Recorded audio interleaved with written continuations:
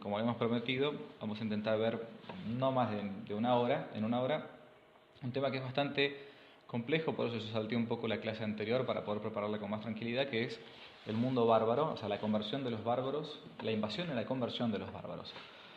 Eh, Intento, ser bastante sintético en este tema porque cuando uno habla del mundo bárbaro puede encontrarse con que bárbaros fueron tanto los germanos como los ucranianos previos al cristianismo, como los rusos, los mongoles, en fin.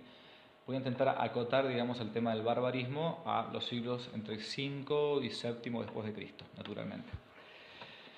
Bien, los bárbaros entonces del siglo I y II, evidentemente desde el siglo I antes de Cristo, los bárbaros significaban siempre un problema para el Imperio Romano. Tanto griegos como romanos se llamaban bárbaros, la palabra es una palabra típicamente griega, se dice así, bárbaros en griego, a todo aquel que fuese extranjero. Es decir, para un griego, un bárbaro era no solamente quien no viviese en Grecia, dentro de lo que era la Magna Grecia inicialmente, también las islas, sino sobre todo, el concepto bien propio de los griegos, era aquel que no hablaba griego. Un bárbaro era quien no sabía hablar bien la lengua griega. Al punto tal que eso quedó un poco en algunas lenguas romances, como en francés hoy por hoy, cuando alguien habla mal francés, dicen que il bavarde. Bavarde significa eso, hablar mal, pronunciar mal. Ha quedado así, ¿no? Entonces bárbaro sería aquel que habla una lengua ininteligible, extranjera, no la lengua local. El término no era un sinónimo inicialmente de salvaje, como hoy o en la lengua castellana, pero de hecho comenzó a tener este sentido por la ferocidad de estos pueblos que van a desolar gran parte de lo que fue la civilización occidental. Hoy finalmente sirve para calificar, como decíamos, a alguien como inculto, grosero o inhumano. Las tribus bárbaras habitualmente van a ser un problema, como decíamos antes, para Roma principalmente y también incluso para los griegos. Uno de los pueblos bárbaros ya más conocidos desde casi el inicio de la era cristiana van a ser los germanos, lo que hoy entendemos como Alemania, o gran parte de Alemania. A estos Julio César les había prohibido su presencia en las Galias en el año 57 a.C. y va a llevar el mismo enfrentamiento al país del río Rin. Durante los siglos siguientes, a partir del siglo I después de Cristo, los enfrentamientos van a ser más frecuentes con los germanos. Por un lado, las tribus germanas intentaban invadir el imperio y por otro, Roma buscaba dominar el territorio germano. Va a ser el emperador Marco Aurelio el último en llevar una campaña a Germania, pero sin demasiado éxito, ya que Roma jamás pudo ocupar del todo Germania, como tampoco va a ser con Europa Central y como por ejemplo con la famosa Irlanda, nunca, pero nunca dominada por los romanos. La incorporación pacífica y gradual por medio del ejército va a comenzar recién a partir del siglo III y IV de nuestra era cristiana, debido a grandes conquistas y a la rápida propagación territorial del ejército de las fronteras imperiales. Se ampliaron con una consiguiente dificultad, es decir, de que las tropas ya no podían ser exclusivamente romanas. Se iba conquistando y a su vez también se iban acoplando al ejército romano aquellas personas que eran de parte local, eran locales. Esto va a obligar a que Roma tenga que necesariamente reclutar a gente del territorio vencido, ya sea como ciudadanos, probablemente romanos, o simplemente como mercenarios. Pero siempre, y esto es importante, como soldados rasos. Este concepto es importante. Tomaba a los bárbaros para el ejército de Roma, pero como soldado raso, no colocaba en ningún puesto de importancia. Fue de este modo que las tribus bárbaras van a empezar a controlar poco a poco los límites territoriales, bajo órdenes de jefes propiamente del Lacio, latinos. La incorporación en sí misma no era peligrosa. Eran los mismos bárbaros los que, muchas veces de modo hasta gustoso, se ponían al servicio de los ejércitos imperiales, a cambio de algunos beneficios, naturalmente.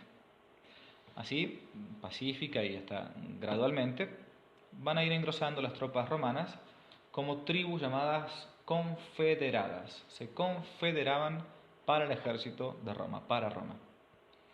Al principio los romanos habían conservado los mandos superiores, decíamos antes, pero con el tiempo, incluso estos cargos principales dentro del ejército van a comenzar poco a poco a formar parte o a comenzar a tomarlos de parte de los bárbaros, que se van a convertir, por cierto, en excelentes generales de las legiones.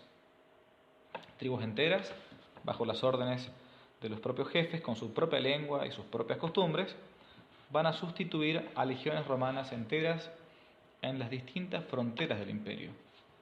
Así entonces, desde finales del siglo IV, ya serán bárbaros, romanizados por cierto, los protagonistas que se conocen hoy, por ejemplo, como Alarico, Teodorico, Aecio, son todos bárbaros ya que forman parte del imperio romano, grandes generales, bárbaros romanos o romanizados.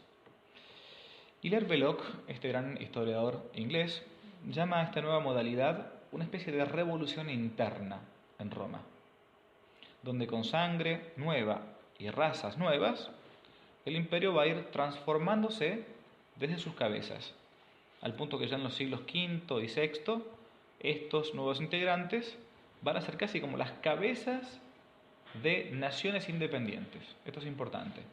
Los mismos bárbaros van a comenzar a ser ya no solamente parte de lo que de lo que era el Imperio Romano, lo que era Roma, sino van a comenzar a tener fuerza local propia. Al contacto con el mundo no romano, el movimiento que se dio va a ser mutuo. Es decir, el mundo romano se fue barbarizando progresivamente. Y a su vez, los bárbaros se fueron romanizando y civilizando. A partir de este momento, entonces, más que de invasiones de los bárbaros, Belloc prefiere hablar de migraciones de pueblos enteros.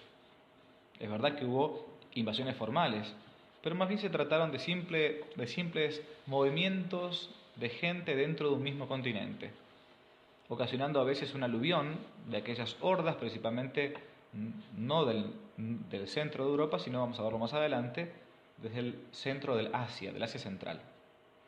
Van a venir en efecto y se van a presentar no como soldados de un ejército regular, sino en grandes y anárquicos conglomerados, con mujeres, niños, con carretas llenas de bártulos domésticos, con caballos, rebaños, patos y gallinas, y uno lo que se puede imaginar.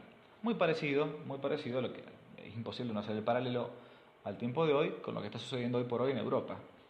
La otra vez conversando o entrevistando a Monseñor Schneider, este obispo de Kazajistán, de Europa Central, él decía que no se está dando una invasión, sino que es una migración de masas voluntariamente manejada, digamos, ¿no?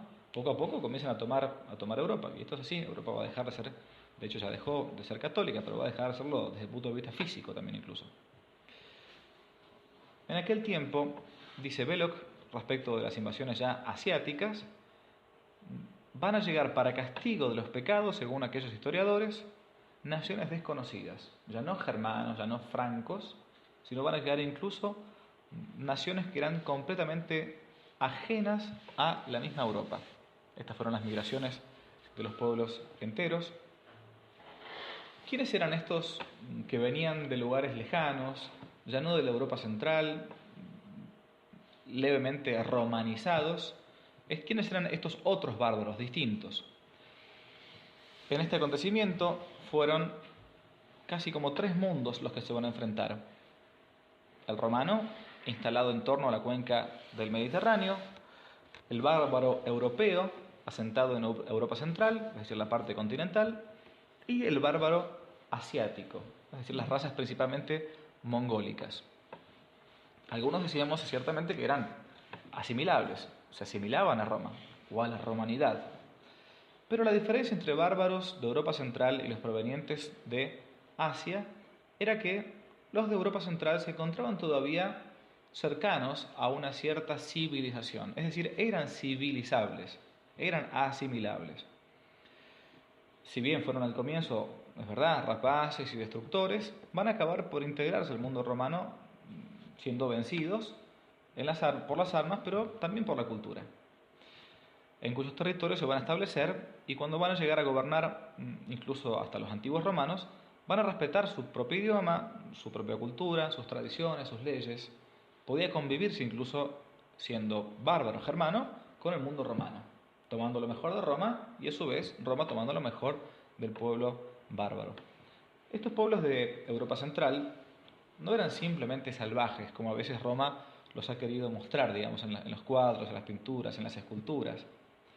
Los escritores contemporáneos, de hecho, de los primeros siglos, estamos hablando del siglo V a VII, les reconocen algunas virtudes bien precisas: fidelidad, disciplina, castidad, es decir, la monogamia, y cierta hasta honradez.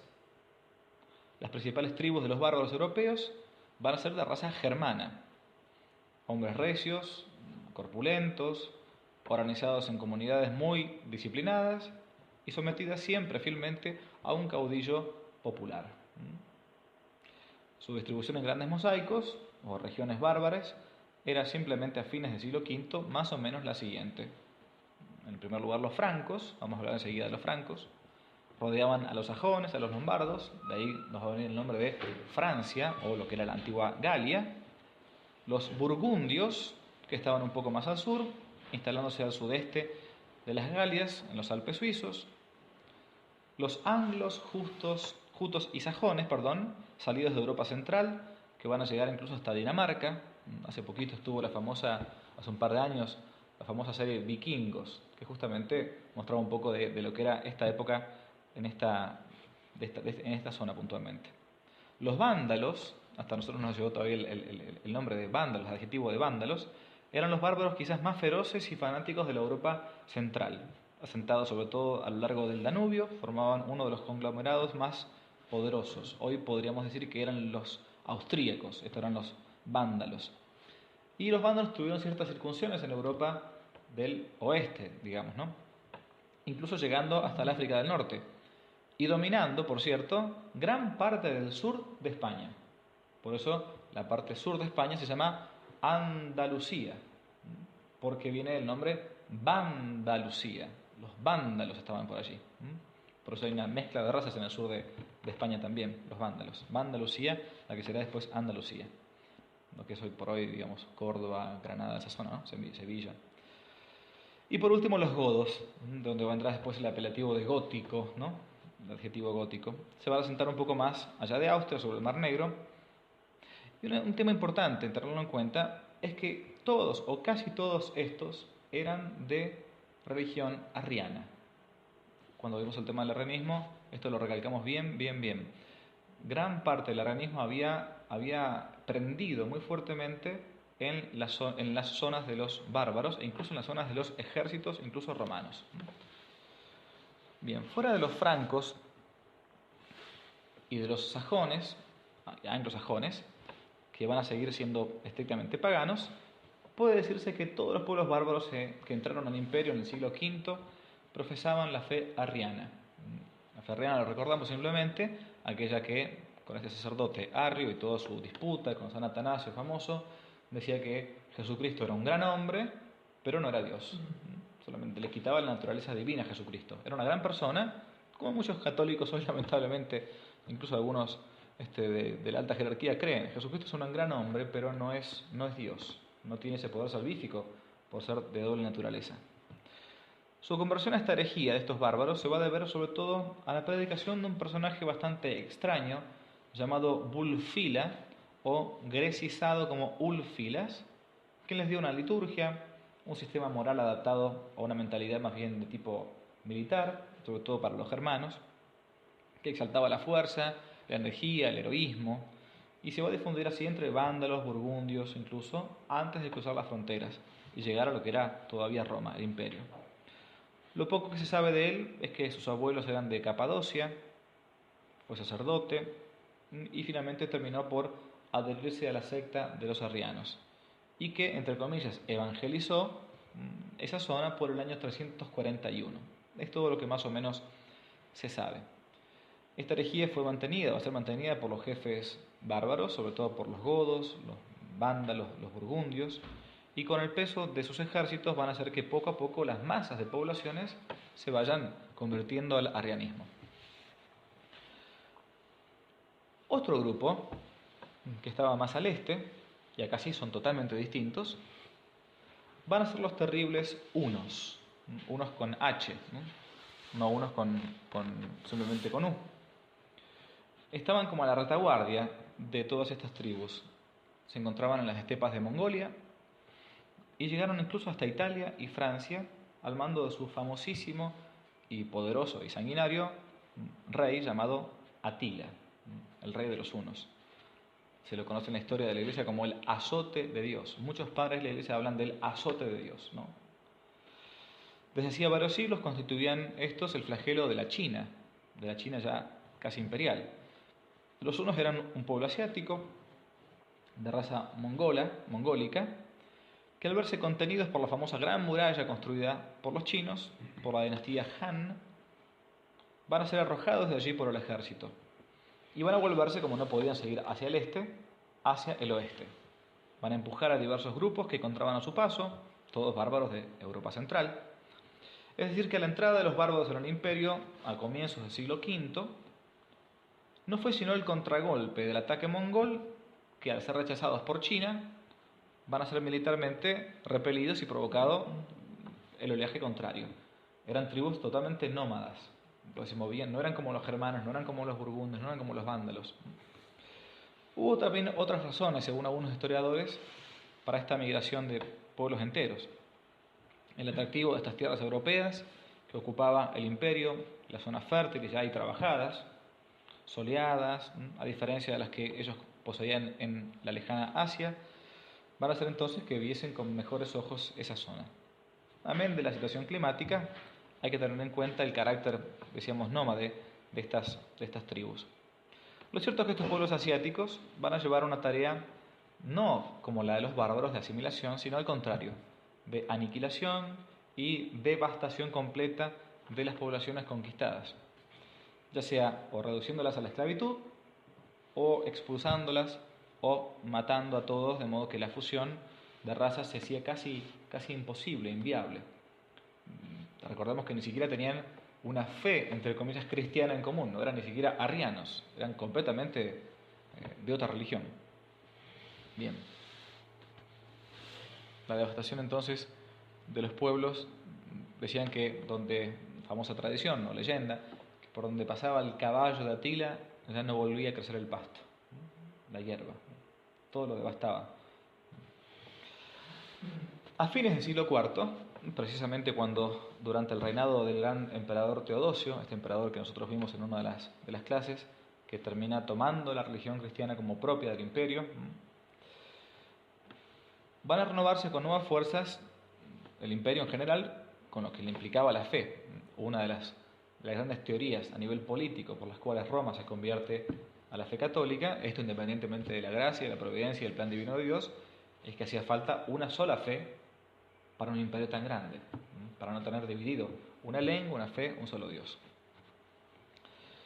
Iba a suceder entonces que Teodosio, con el edicto famoso de Milán, año 381, va finalmente a ser la unión en una sola fe, que Roma se mantenga, que se mantuviese al menos en pie. A diferencia de lo que sucedía en la cristiana ciudad de Bizancio, Constantinopla, hoy Estambul, que va a permanecer casi como inmune a estas invasiones, Roma, y lo que es Roma occidental, va a sufrir la invasión de los bárbaros moderados, digamos, asimilables, y también de los bárbaros mongoles, más feroces. El siglo V se va a caracterizar por un poder romano bastante debilitado. No puedo entrar en detalles, pero después de Teodosio van a sucederse varios emperadores, principalmente militares, que con distintas sucesiones de golpes, llamémosle de modo sencillo, de golpes de Estado, van a ir tomando ellos el mando, y esto va a hacer que naturalmente el imperio se resienta, ¿no? Se resienta.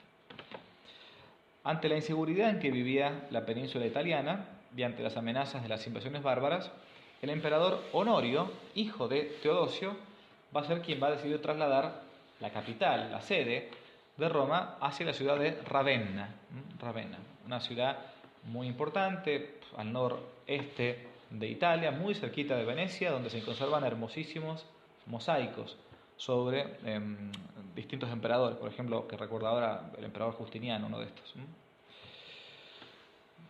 Bien, Ravenna estaba resguardada por pantanos infestados por mosquitos, más o menos parecido como acá, como estamos.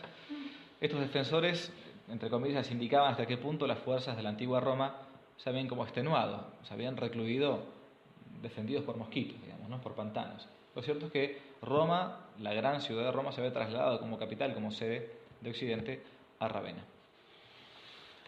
Sin embargo, Roma, como todos los imperios, va a terminar cayendo. La última noche del año 406, estas fronteras van a ser quebradas, los burgundios, vándalos y suevos van a invadir el territorio de las Galias, y mientras algunos saqueaban las Galias, los vándalos y los suevos van a seguir directamente camino a España, desde donde entonces ya no van a frenar con su incursión hasta terminar en Roma.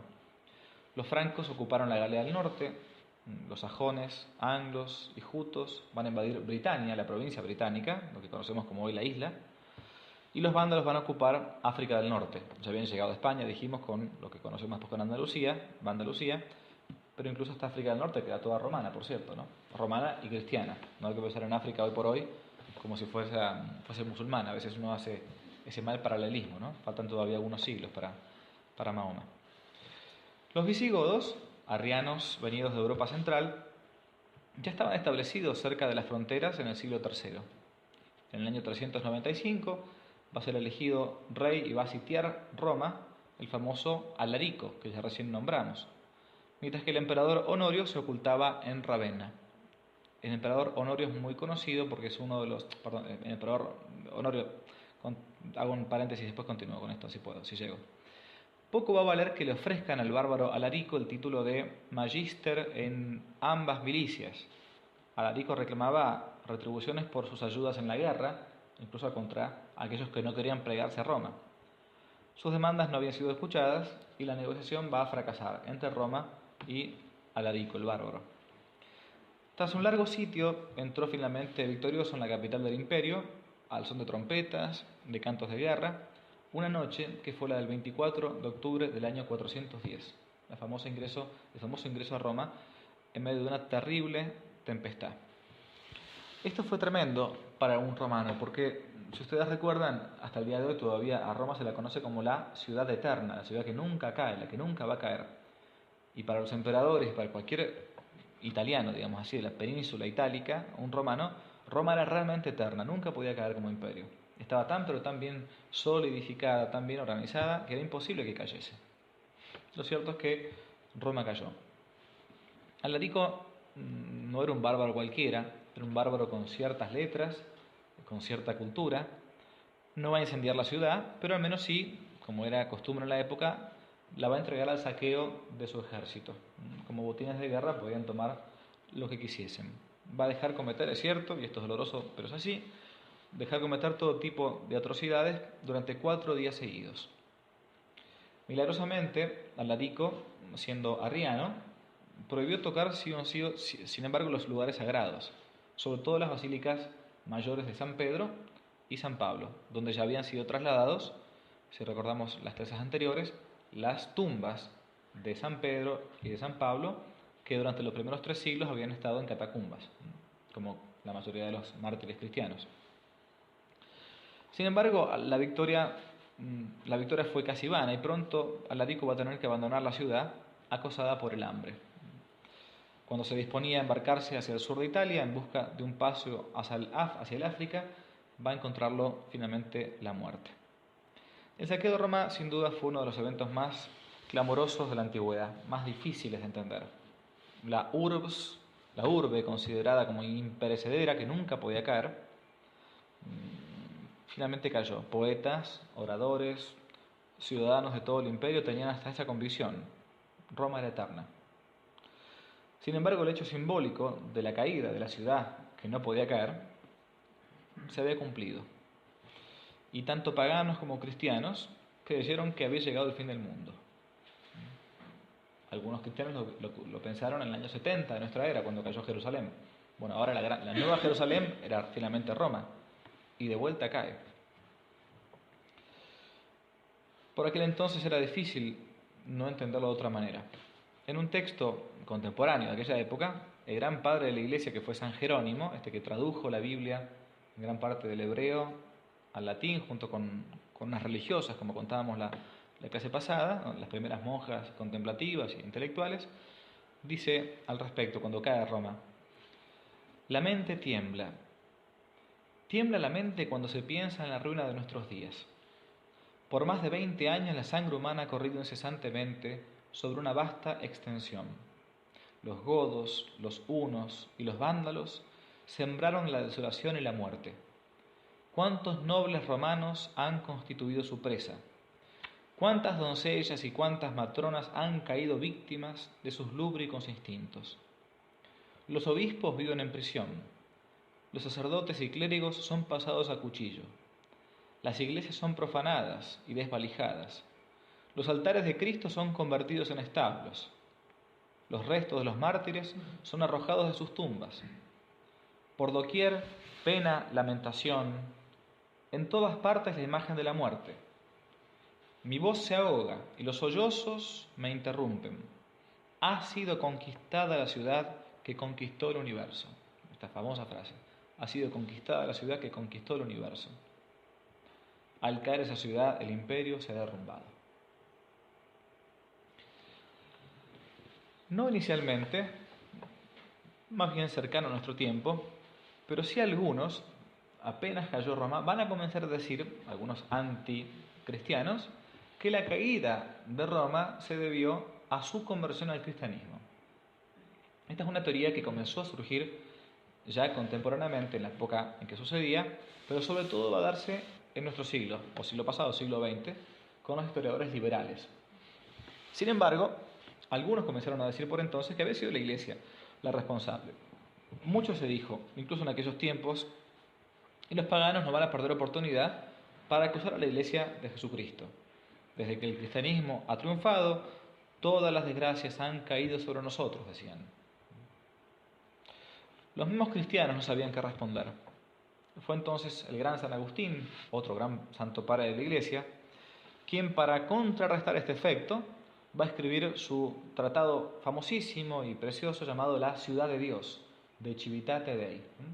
San Agustín escribe esto en una época de invasión. Es interesante leer a San Agustín alguna vez, al menos partes, extractos de La Ciudad de Dios, porque él escribe pensando en una restauración de la Iglesia. Y escribe casi en un sótano, en una catacumba. Está siendo asediado Roma, parece que todo está cayendo, y San Agustín, como los santos, ¿no? En el buen sentido del término, visionario, dice, bueno, acá tenemos que comenzar a reconstruir la Iglesia, reconstruir la civilización occidental. Y escribe La Ciudad de Dios cuando está siendo atacado. La historia oficial llama a este momento la caída de Occidente, o la, entre comillas, derrota de Roma. Y acusa a la Iglesia de haber debilitado la romanidad, de haberla acobardado, de haberle quitado su vigor, su fuerza, su hombría. Es conocida sobre todo en el siglo XX, la tesis del historiador inglés Edward Gibbon, que en su historia de la decadencia y caída del Imperio Romano va a afirmar que simplemente la causa de la caída del imperio fue su conversión al catolicismo. Confunde Gibbon que no todo principio es una causa, aunque sí toda causa es un principio.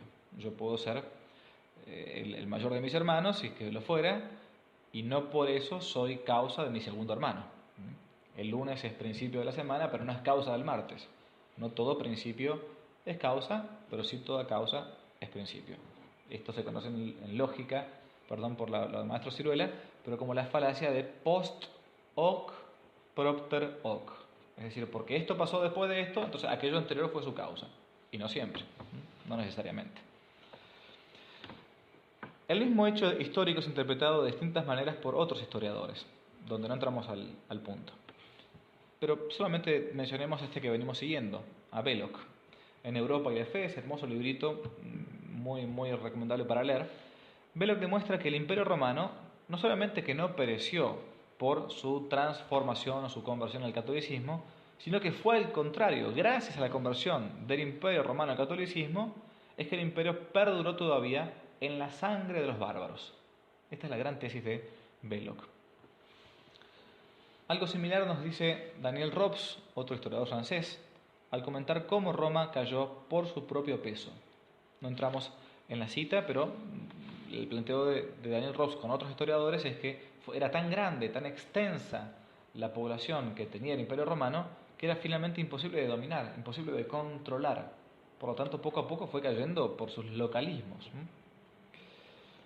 Es imposible no pensar en la caída de nuestra civilización hoy en día y la invasión de los musulmanes en Europa. Perdón que vuelva sobre el tema pero nosotros vivimos en Hispanoamérica, en Argentina, no nos toca muy de cerca, estamos bastante lejos de este problema.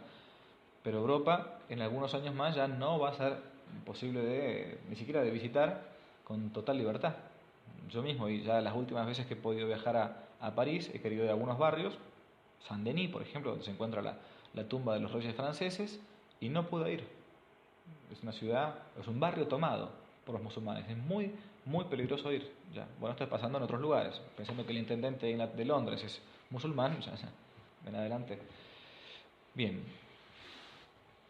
En el año 451, hordas amarillas, es decir, desde el este, van a invadir las Galias, y van a dirigirse puntualmente, veníamos hablando de París, hacia Lutecia, Lutgunium, que es el antiguo nombre que recibía la ciudad de París, donde Santa Genoveva, su patrona, la va a proteger milagrosamente, haciéndola estrictamente invisible. Es un famosísimo milagro de Santa Genoveva. Esta mujer fue una pastorcita, después religiosa, haciendo votos, y cuando la mayoría de los jefes de su ciudad decidieron huir y abandonar la ciudad de París, la ciudad de las luces, en lugar para entregarlo a las hordas mongólicas, Santa Genoveva se opuso terminantemente y les dijo lo siguiente: que los hombres huyan si ya no son capaces de pelear. Nosotras las mujeres rezaremos tanto y tanto a Dios que Él oirá nuestras súplicas. Atila, esto no se entiende en la historia militar de Francia, milagrosamente no atacó la ciudad, o mejor dicho, no la encontró, no la vio, incluso al haber pasado muy cerca. A partir de este hecho extraordinario, la santa va a pasar a ser con el tiempo oficialmente la patrona y la protectora de la ciudad de París. De ahí que tenga una iglesia dedicada a ella en el centro probablemente de París. El segundo ataque bárbaro a Roma, después del primero que dijimos de Alarico, va a ser en el año 452, con justamente los bárbaros de Atila. Parcialmente recuperado de su derrota, Atila va a dirigirse al año siguiente hacia Italia, de Francia hacia Italia. Arrasó Aquileia, Milán, Padova y va barriendo hacia el sur. El terror cundía por todas partes, al punto que el propio emperador, Valentiniano III, va a resolver trasladarse con toda su corte hacia Ravenna y pedirle como última salida que el mismo Papa, un anciano, San León Magno, lo enfrente como pueda. Es muy conocida esta historia y ahora cuando van a ver los cuadros se van a dar cuenta. Atila, el rey de los hunos, se disponía ya a cruzar el río Mincio, afluente del Po, cuando cerca de Mantua advirtió que un extraño cortejo le salía al encuentro. Entonaba himnos, cánticos y salmos inspirados. Eran varios sacerdotes revestidos con ornamentos, otro grupo de monjes, un par de patricios a caballo, que llevaban estas dartes, llevaban cruces, pero no llevaban armas. En medio de estos cabalgaba un anciano de barba blanca. Atila, que estaba cruzando el río, se detuvo en un islote de arena y le preguntó: ¿cómo te llamas? El anciano respondió: León, Papa. El bárbaro vaciló un instante, pero después acabó por atravesar el río y salió al encuentro del Santo Padre. Tras una misteriosa conversación entre el Papa y Atila, este último optó por retirarse, y limitándose a exigir meramente un pequeño tributo. Este hecho inexplicable va a ser narrado después y se va a llegar a afirmar que Atila llegó a ver detrás del Papa, en el aire, un personaje vestido de blanco que él creyó un ángel, junto con dos hombres con espadas, San Pedro y San Pablo, quienes lo amenazaban con una gran espada para no seguir adelante. Esto ha sido pintado muchas veces. Pero en el año 455, los vándalos al mando del arriano Genserico, fíjense la cantidad de hordas barbáricas que venían, de Atila, de los hunos, de parte del centro de Europa. En el 455, al mando de Genserico, van a atacar finalmente la ciudad eterna, y esta vez no se va a salvar como la primera vez. Va a ser saqueada durante 14 días y van a llevarse gran parte de sus tesoros. Hasta acá entonces una pequeña presentación del mundo bárbaro al siglo V. Vamos a ver ahora cómo hizo la Iglesia para intentar ganarse a esta gente. Para el año 476, el Imperio Romano en Occidente había sucumbido. En Oriente, durante 1000 años, va a quedar en pie el Imperio de Bizancio. Pero Europa Occidental es ahora un mosaico de estados germánicos y bárbaros, al principio un tanto dependientes de Constantinopla. La conciencia del ideal de la unidad política se mantenía principalmente por la fuerza de la Iglesia. Al ser bautizados, al menos, se mantenía una cierta unidad. La gran apuesta y la única casi solución que parecía existir para defender la civilización cristiana era que estos bárbaros se convirtieran finalmente al catolicismo. ¿Sería posible que aquel occidente volviese a profesar libremente la fe? ¿Cabía esperar que los bárbaros entrasen en el seno de la Iglesia? ¿Qué es lo que había que hacer? De la antigua ya dominación romana poco y nada se conocía. Ante esta embestida de los bárbaros, ante la decadencia moral e incluso institucional de la antigua Roma, solo la Iglesia conserva y sostiene todo, decía el poeta Lactancio. Solo la Iglesia conserva y sostiene todo.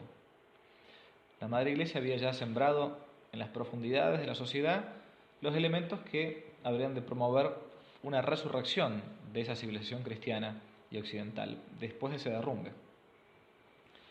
El cristianismo va a prestar a los mejores hombres del momento la posibilidad de encontrar un sentido en todo este drama.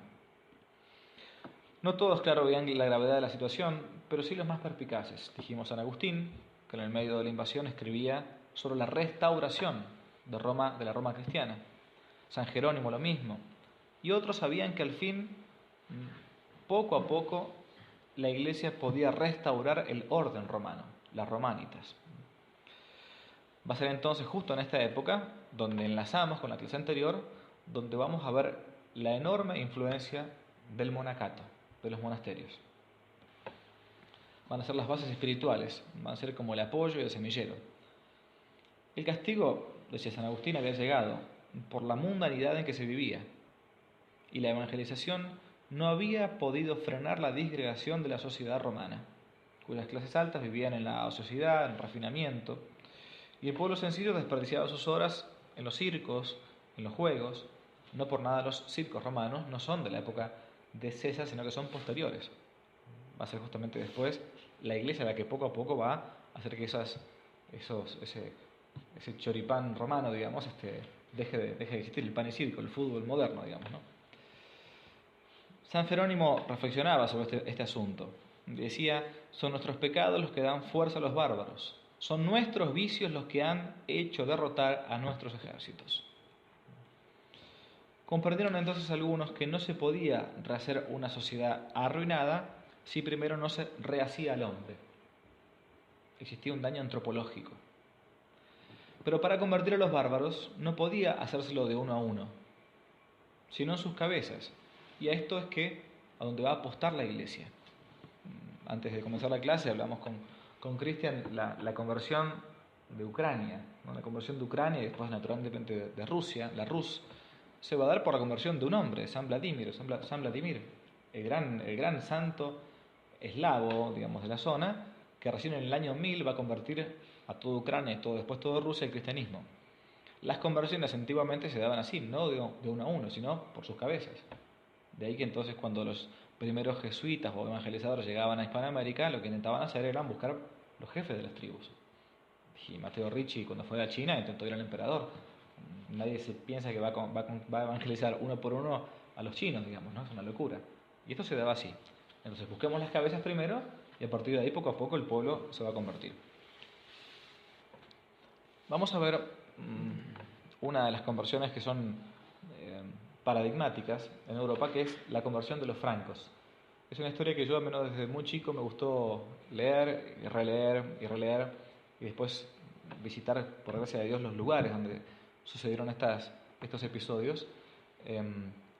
Alguna vez creo que les he comentado que cuando uno entra a la Basílica de Luján, aquí en Buenos Aires, y mira el primer altar lateral de la derecha, se va a encontrar con los vitrales de San Carlomagno y San Constantino. La Basílica de Luján fue hecha por franceses, por arquitectos franceses y vitralistas franceses. Es muy fuerte la figura de los santos franceses, como por ejemplo franceses en general. Ahora, el que vamos a ver ahora no es santo, pero es un gran héroe francés que fue Clovis o Clodoveo. Bien, vamos a ver entonces, intentar ver resumidamente la conversión de los francos. Los francos se habían instalado principalmente en Bélgica. Todavía en Bélgica la lengua casi oficial es, aparte del flamenco, el francés, ¿no? Y era a partir del año 406 cuando el rey Meroveo va a participar en una coalición contra los hunos, contra los asiáticos.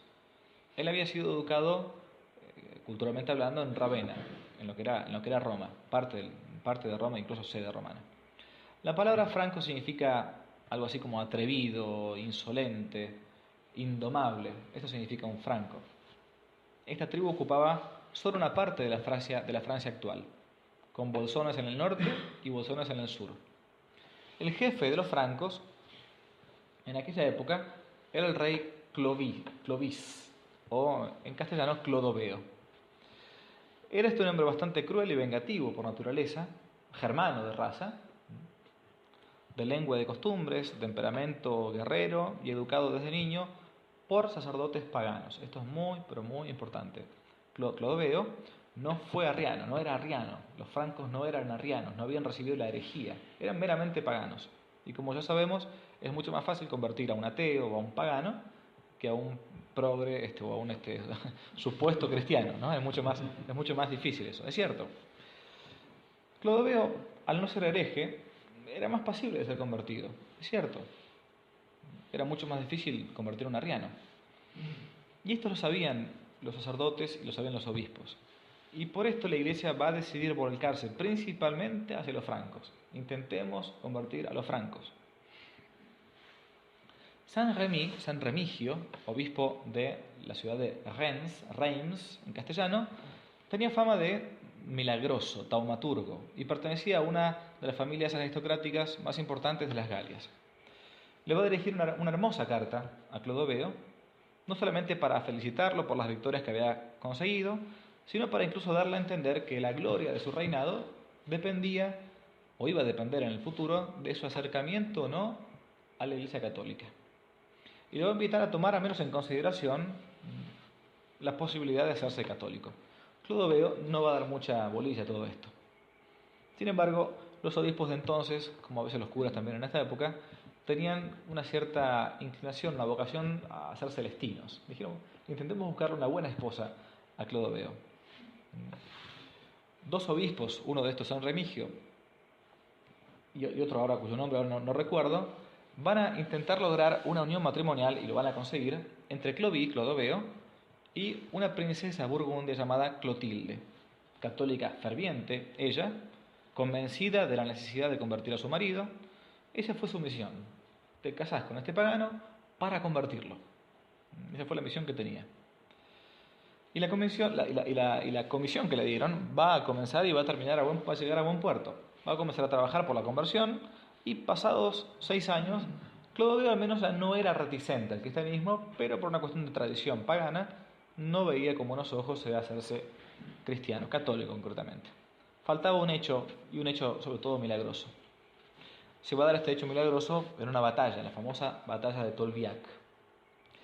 Va a pasar algo muy parecido a lo que vimos nosotros en una de las primeras clases, con la batalla del puente Milvio, con Constantino el Grande, el emperador Constantino. Veamos el relato que un santo padre de la Iglesia, San Gregorio de Tours, nos narra. Insistentemente, dice San Gregorio, trataba de persuadirle la reina a adherirse al Dios verdadero y a desechar los ídolos, pero no había caso, hasta que un día estalló una guerra con los alamanes, pueblos del Danubio. Entonces la necesidad le hizo conocer lo que hasta ese momento se negaba a conocer su obstinación.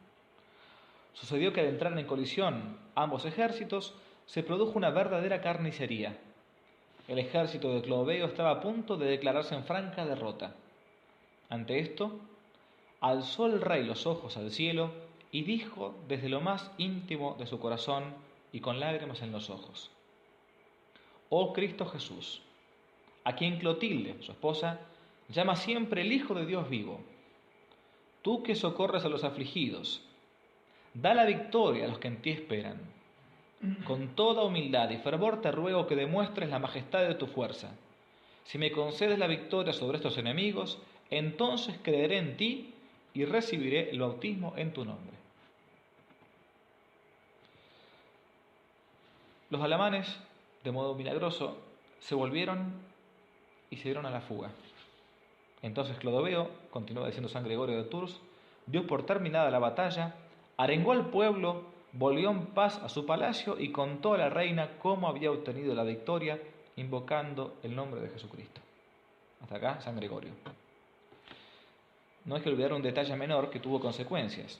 Antes de entrar en la batalla, su esposa Clotilde había recibido el anuncio que ella decía de un ángel para cambiar los estandartes de los motivos de los estandartes de los ejércitos de su esposo por uno de fondo blanco con 3 flores de lis de oro. Algunos narran de que los estandartes tenían como 3 ranas. Ese era el estandarte de los francos, de los galos. Inmediatamente él permitió que eso fuese por cábala o por fetichismo, por lo que fuera, pero lo cierto es que llevó el estandarte, los hizo bordar y lo envió al campo de batalla. Y desde que Clodoveo enarboló el estandarte, el resultado se volcó a favor de los francos, reconociendo al rey que habían ganado por medio del dios de Clotilde. Hombre de palabra como era, Clodoveo va a pedir con el tiempo entonces recibir el bautismo. Va a ser en la Navidad del año 496 que Clodoveo va a ser bautizado y va a ser coronado como rey cristiano. Además de que ese mismo día va a ser bautizar democráticamente a más de 3.000 francos, ¿no? Era la época. En lo que luego va a devenir en la catedral de Reims, ¿no? Por eso en la catedral de Reims en Francia es la catedral real donde desde ahí en adelante, desde Clodoveo en adelante, 496, todos los reyes franceses, hasta incluso el último rey decapitado, Luis XVI y compañía, van a ser, no estoy seguro si también Luis XVI fue coronado allí por las dudas, pero van a ser coronados en la catedral de Reims.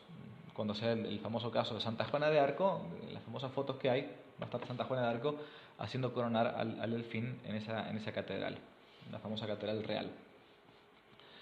San Remigio, el obispo que había tramado como celestino la boda, se va a convertir finalmente en su consejero, el consejero del rey, y va a ser por sus manos que va a recibir el bautismo. A partir de su conversión, los francos van a continuar venciendo y sometiendo a otras tribus bárbaras como a los burgundios, a los visigodos y por último a los alamanes. A todos ellos los van a convertir al catolicismo. En poco tiempo van a ser dueños de toda la franja que va desde Bélgica hasta Suiza, pasando por los Pirineos incluso, dando una forma territorial a lo que es hoy la actual Francia. Clodoveo también vio cuál era su misión: la reunión de las Gales bajo su autoridad y levantar el yugo arriano de los pueblos católicos. En eso fue claro. Quedaba abierto el camino para la reunión de los 3 elementos: el romano, el germano y el católico. Y con ello, la futura cristiandad, a partir de acá. Así la nación franca va a recibir más tarde el nombre de la hija primogénita de la Iglesia. No porque haya sido la primera nación en convertirse en bloque al cristianismo, como a veces uno puede llegar a pensar, de hecho Armenia se convirtió antes en bloque, pero sí por la labor o por su función unificadora dentro de Europa Central. Veamos un poco cómo fue el día del bautismo y coronación de Clodoveo. La hija primogénita de la Iglesia está la catedral de Reims, obviamente no era así por entonces, ¿no? ¿Cómo es que se dio? A medianoche, entrando los reyes y su séquito en la iglesia, como era habitual incluso hasta con los caballos, fueron convocados por San Remigio, el obispo. Y las crónicas de por entonces narran lo siguiente: súbitamente una luz más brillante que el sol inundó la iglesia. El rostro del obispo se puso radiante, al mismo tiempo que resonó una voz: la paz esté con vosotros, soy yo. No temáis, perseverad en mi presencia. Perseverad, en mi preferencia. Finalizada la voz, un perfume celeste embalsamó la atmósfera. Los reyes, Clotilde y Clodoveo, y toda la asistencia, espantados, se arrojaron a los pies de San Remigio, quien los tranquilizó y les declaró que es propio de Dios sorprender al comienzo de sus visitas y regocijar al final de las mismas. Interesante para la vida espiritual, ¿no? Sorprender al comienzo y regocijar al final. Después, súbitamente inspirado, el santo obispo dirigió una locución profética al rey, que también transcribe Hincmar, arzobispo de París e historiador del siglo IX, año 800. Esto fue lo que escuchó, lo que dijo San Remigio por boca de Dios, Dios por boca de San Remigio. Aprended, hijo mío, que el reino de Francia está predestinado por Dios a la defensa de la Iglesia romana, que es la única verdadera Iglesia de Jesucristo. Este reino será un día grande entre todos los reinos y abrazará todos los límites del Imperio Romano. Es un texto del siglo IX. Someterá a todos los pueblos a su cetro, durará hasta el fin de los tiempos. Será victorioso y próspero en tanto sea fiel a la Iglesia romana, pero será rudamente castigado toda vez que sea infiel a su vocación. Es imposible no pensar en lo que va a ser después con el tiempo la Revolución Francesa y todo lo que eso va a implicar para Europa y para nosotros mismos, ¿no? Entre tanto, San Remigio y los reyes habían llegado al baptisterio, pero el clero que llevaba el santo crisma, los óleos sagrados, no puedo detenerme acá en la hermosísima ceremonia de coronación de los reyes, pero era muy parecida a la ordenación incluso episcopal de los obispos. Se quedaba con el torso desnudo, se iban haciendo cruces en el pecho, en los brazos, en la cabeza, en las manos. Se ungía a los reyes con las manos. Incluso tenían en sus primeras imposiciones de manos los reyes, como si fueran sacerdotes, una prerrogativa, los reyes de Francia, una prerrogativa, que llegó a tener incluso Luis XVI, el rey decapitado, el rey infame, digamos, ¿no? Que ellos podían imponer las manos y por medio de esa imposición de manos, hasta los reyes podían, en sus primeras imposiciones, sanar a algunos enfermos. Hay muchos grabados vitrales, incluso de San Luis Rey, imponiendo las manos consagradas del rey. La función del rey era como la antigua función de los reyes del Antiguo Testamento, ¿no? Como la función cuasi sacerdotal. De hecho, había una tradición en que los reyes y, consecuentemente, los presidentes con el tiempo reciben un ángel de la guarda más por la labor, por el oficio que deben llevar adelante. Bueno, a veces el presidente puede ser un demonio más, pero no, o un ángel de la guarda, un demonio, no lo sé, pero los reyes al menos se creían esto, ¿no? San Remigio y los reyes habían llegado al bautisterio, pero el clero que llevaba el santo crisma había quedado separado por la multitud que se interponía entre ellos, de modo que el obispo no tenía el instrumento de la unción, no podía ungir a Clodomeo. Sigamos a este obispo historiador de París del siglo IX, Hincmar.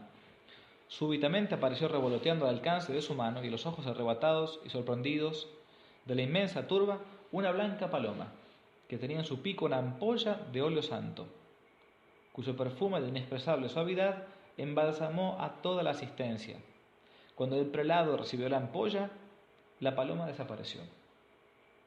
Desde antiguo se consideró siempre que el Espíritu Santo había aparecido en ese preciso momento, bajo la forma de paloma, es verdad, entregando el bálsamo divino con una gracia única que distingue la ceremonia de la consagración y coronación de los reyes de Francia de cualquier otro rey de la tierra.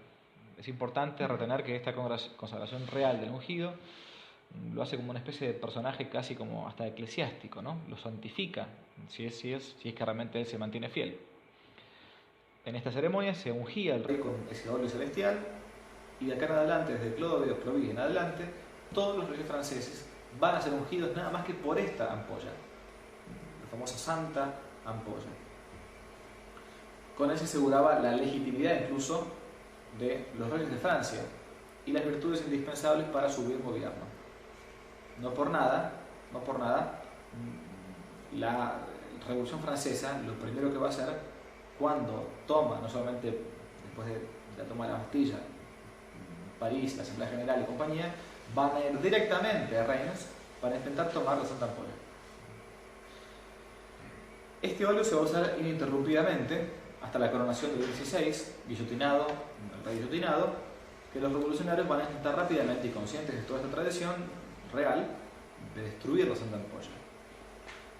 Bien, con este fin, en el año 1793 enviaron a Reims una comisión presidida por un ateo de la Alsacia, de origen protestante, llamado Rull, que sacó la reliquia y con un martillo la hizo pedazos a la vista de todo el público, enviando los fragmentos como muestra de testimonio a la capital, hacia París.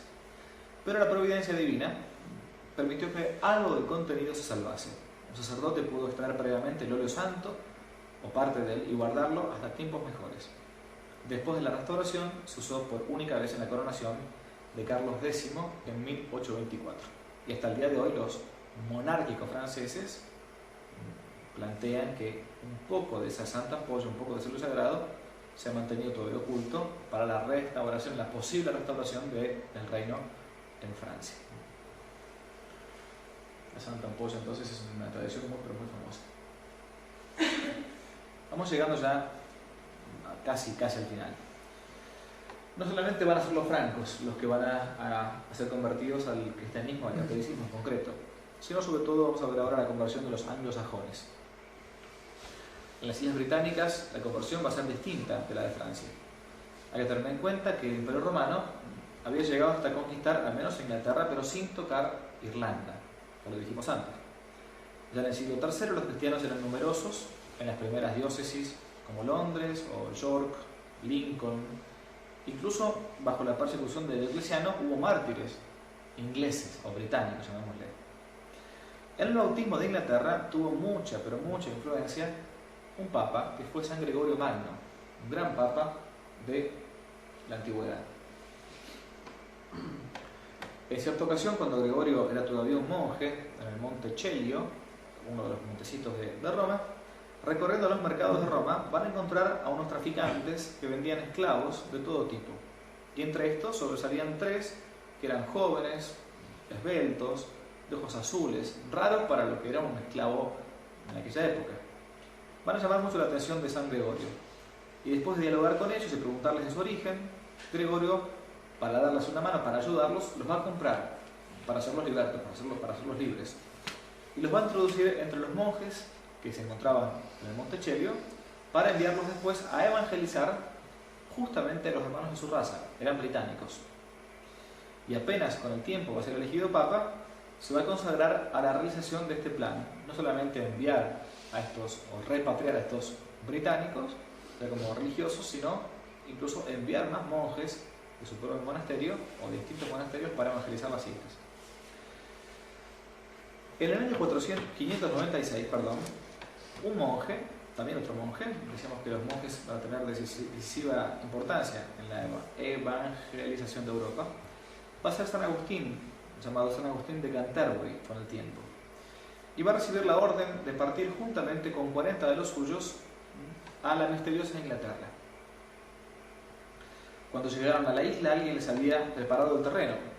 Era la reina cristiana Berta, una joven parisiense, hija de un franco y por lo tanto bisnieta también de Clodoveo, que se había desposado con un rey, el rey de Kent, llamado Ethelberto.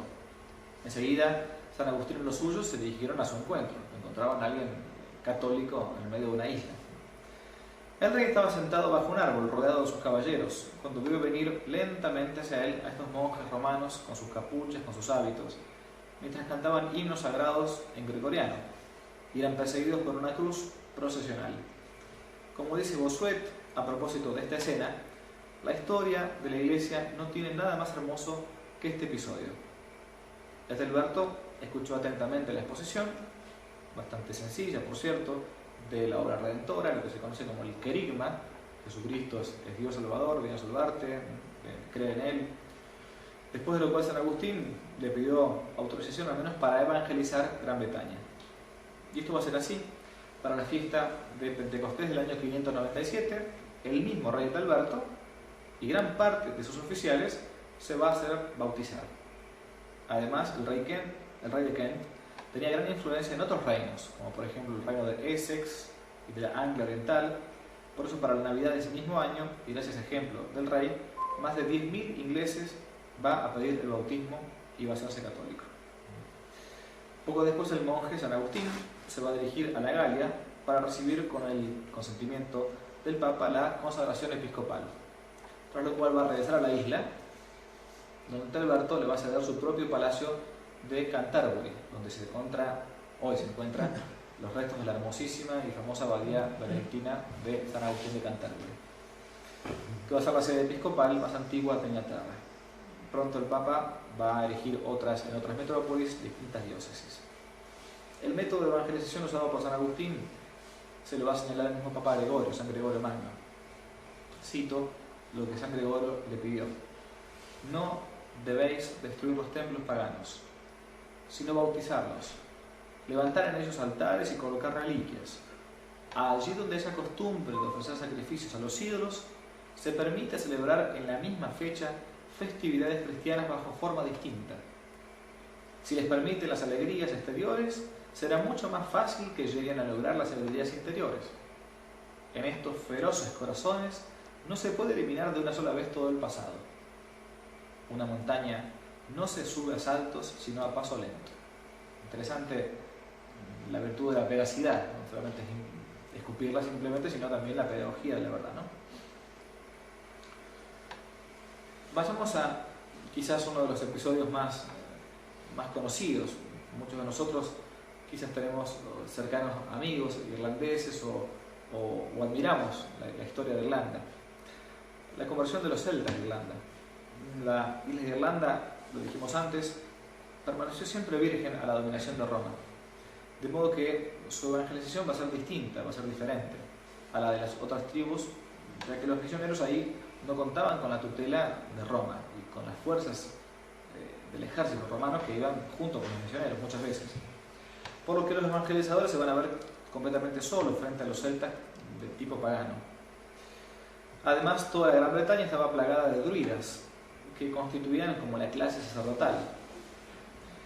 San Patricio, el gran apóstol de Irlanda, va a nacer en el año 387, en lo que después vino a llamarse Kilpatrick, próximo a Dumbarton, un pueblito no de Irlanda sino de Escocia, que hoy cuesta encontrar casi en los mapas. Va a ser secuestrado a los 16 años por un grupo de piratas escotos irlandeses que durante el siglo IV asolaban la Gran Bretaña, el cuarto y el quinto, las costas de Bretaña, y va a ser llevado al norte de Irlanda, donde lo van a vender a unos druidas irlandeses que lo van a obligar a custodiar una piara de chanchos. Allí va a aprender muy bien la lengua céltica, que lo va a ayudar posteriormente para la predicación. Se dice que este fue el primer rasgo o modo milagroso de San Patricio. Ellos mismos, los irlandeses, fueron a buscar al que iba a ser con el tiempo su apóstol. Lo apresaron, lo detuvieron. Poco a poco, San Patricio, el joven Patricio, va a conocer no solamente el métier o las costumbres de los celtas, sino incluso sus debilidades. Y así, con un poco de astucia, va a lograr escaparse de su cautiverio. Cuando pudo escapar, después de 6 años, se va a dirigir en el primer barco que encuentre hacia Francia, y lo más lejos posible, evidentemente, de Gran Bretaña. Eligió el sur de Francia. Y se va a internar en una abadía, la abadía de San Vicente, o la abadía de Lerins, se escribe en francés, que se encuentra muy cerquita en el sur de Francia, cerca de Marsella, cerca de Cannes, de toda esa zona, lo que es la Costa Azul. Allí va a formarse San Patricio, y desde esa, al día de hoy todavía existe, esta iglesia, pero es una pequeña isla, más o menos a unos 40 minutos en barquito desde la costa, desde el continente, por el Mediterráneo, donde la isla entera era un monasterio. El monasterio de Lerins, fue un famoso padre de la iglesia, de los primeros autores, San Vicente de Lerán, uno de los que acuñó la frase sobre la tradición. La tradición de la iglesia es aquello que se ha creído siempre, en todo lugar y por todos. Esto es la tradición de la Iglesia, San Vicente de esa abadía. Y desde esa pequeña abadía francesa van a surgir muchísimos misioneros que van a evangelizar el continente. San Patricio, formándose acá, va a salir desde allí a volver a Irlanda y evangelizarla. Va a volver a la isla, algunas imágenes de San Patricio, simplemente ya consagrado obispo. Y en el año 433, con 46 años, ya bastante grande, va a comenzar su prodigiosa aventura misionera en la zona que antes lo había visto como esclavo. Va a durar ni más ni menos que 30 años esta evangelización, con una fecundidad asombrosa.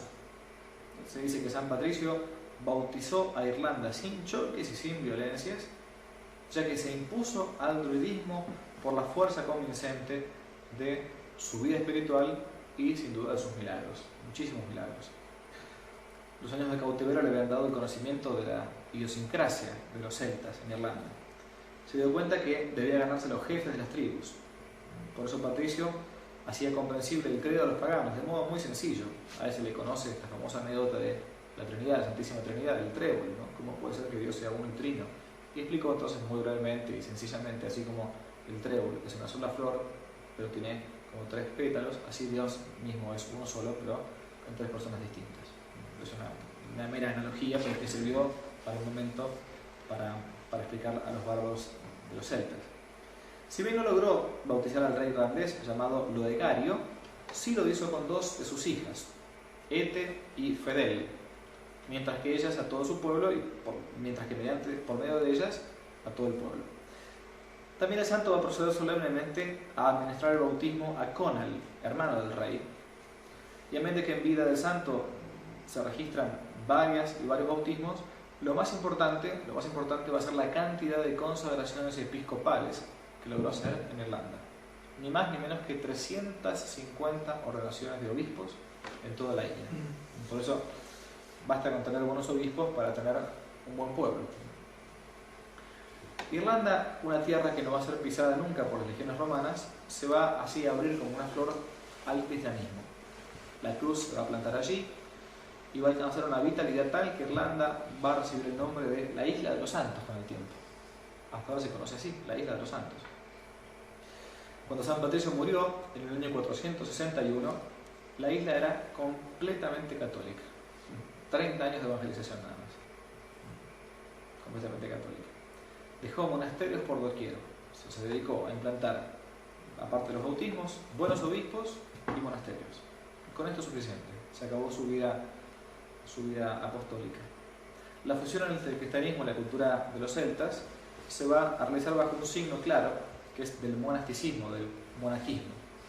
Los monasterios fueron los principales centros de vida eclesiástica, llegando a constituir verdaderas ciudades, cuya población a veces alcanzaba el número de, para nosotros ahora fabuloso, casi de 3.000 monjes en un solo monasterio.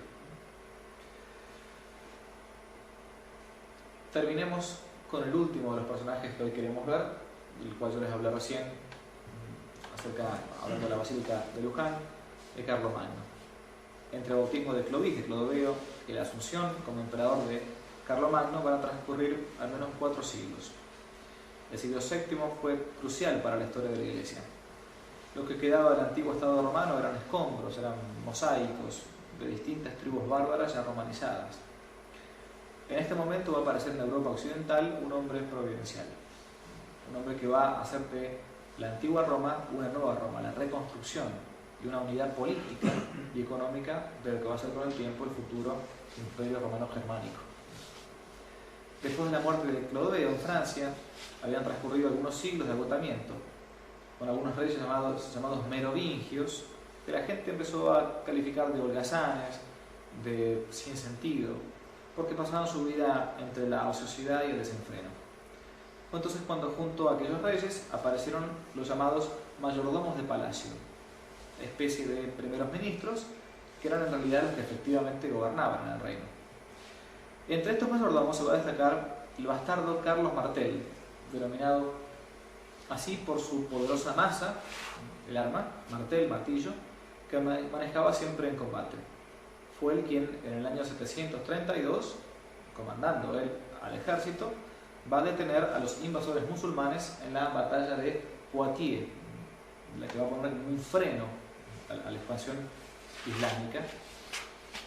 Además de ganar esta batalla, se va a convertir en un eficaz colaborador de los papas para preparar la unidad de los pueblos occidentales, que va a culminar con su nieto. El hijo de Carlos Martel, Pipino el Breve, depuso al último rey de la dinastía merovingia, tomando su relevo. San Bonifacio, en nombre del Papa, santo, no podemos entrar en detalles, lo va a ungir como nuevo monarca, nuevo rey, según el ritual de consagración en el año 751. Fue Pipino quien salvó la vida, salvó al Papa Esteban II del gran ataque bizantino lombardo que acechaba sus territorios. El 6 de enero de 754, el Papa y el rey van a firmar en la abadía de Saint-Denis una alianza en la que se obligaban mutua amistad y sostén.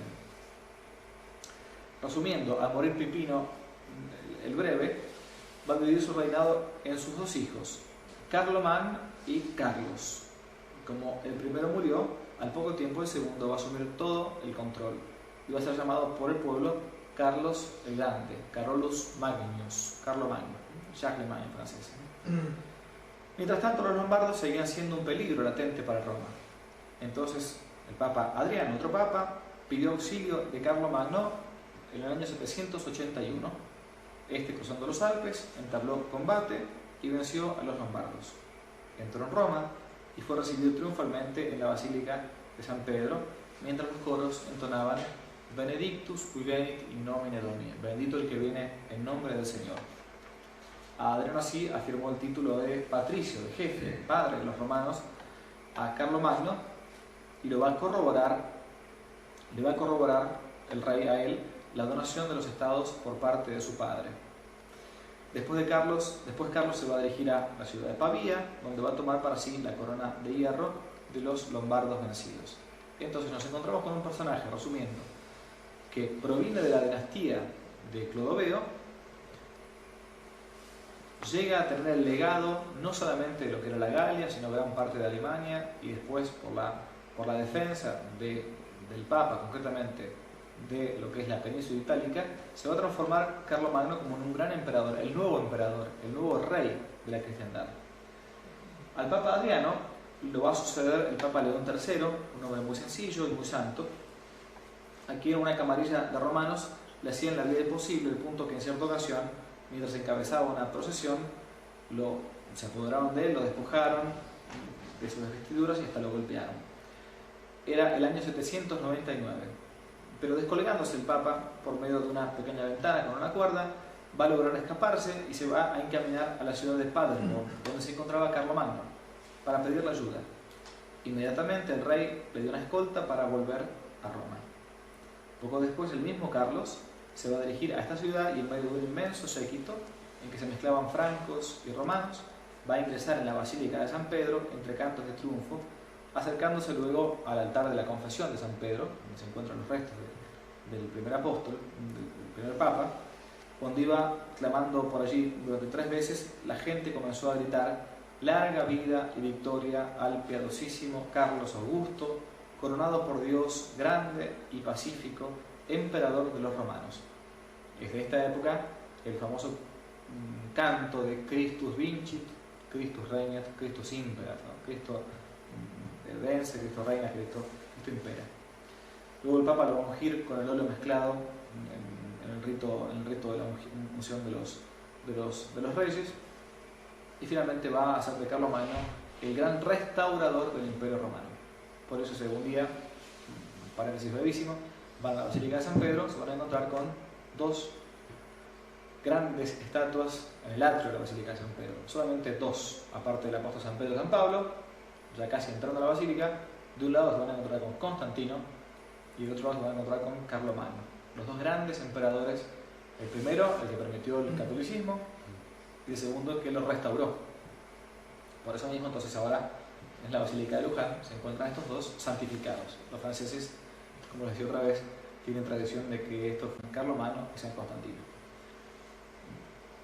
Posteriormente, en el año 812, el rey bizantino Basileus Miguel va a enviar una embajada a Aquisgrán, hoy la ciudad de Aachen, en Alemania, Aquisgrán, la sede germana de Carlomagno, para saludar y reconocer a su hermano el Basileus, el rey Carlos.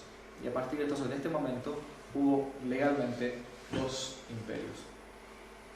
Terminamos con la última batalla. Todavía existía al sur de Francia un gran problema. A pesar de la victoria que narrábamos antes de la batalla de Poitiers, el peligro del Islam perduraba. De ahí que la mirada de Carlomagno se va a volver puntualmente hacia España, ahora ocupada en gran parte por los moros. Recordemos que España había sido asediada y hasta 1492 o 91 fue gran parte salvo el norte, gran parte fue dominada por los moros.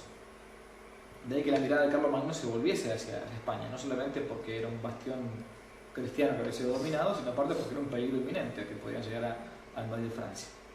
Va a cruzar los Pirineos con sus tropas francas y se van a avanzar a través de Aragón y de Navarra y Cataluña, lo que hoy sería la gran parte de Barcelona.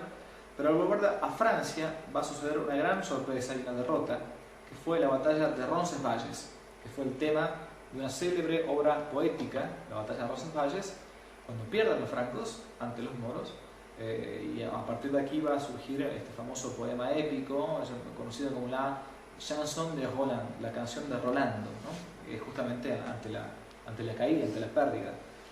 La Chanson de Roland es como nuestro Cid Campeador, más o menos, para los franceses.